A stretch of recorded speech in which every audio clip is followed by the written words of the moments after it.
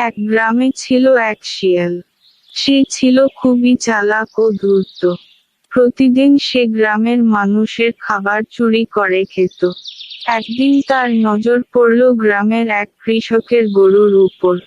সে ভাবল, যদি গরুটি চুরি করে খেতে পারি, তাহলে বহুদিন কোনো চিন্তা থাকবে না। শিয়াল অনেকদিন ধরে গরুটির চারপাশে ঘুরঘুর করল। সে দেখল যে কৃষক রোজ গরুটিকে মাঠে চড়াতে নিয়ে যায়। কৃষকও খুব সতর্ক, তাই শিয়াল কোনোভাবেই গরুটিকে সহজে ধরতে পারছিল না। একদিন শিয়াল বুদ্ধি করে কৃষকের গরুর কাছে গিয়ে মিষ্টি স্বরে বলল, তোমাকে দেখে তো মনে হচ্ছে তুমি অনেক ভালো ও শক্তিশালী।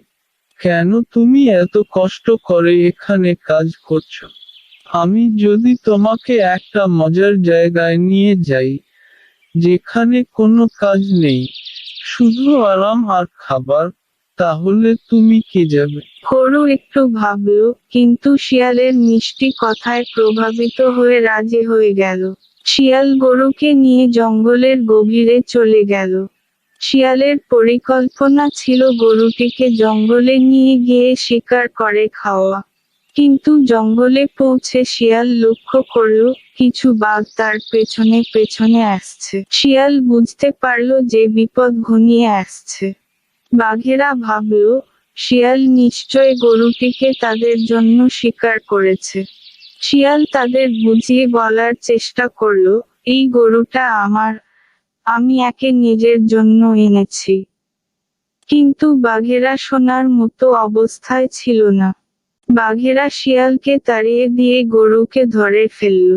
শিয়ালের সব পরিকল্পনা ভেস্তে গেল। গরুটিও বুঝতে পারল, শিয়ালের মিষ্টি কথা আসলে ধোঁকা ছাড়া কিছুই নয়। শিক্ষা: অপরের মিষ্টি কথায় প্রভাবিত হয়ে অন্ধভাবে বিশ্বাস করা উচিত নয়।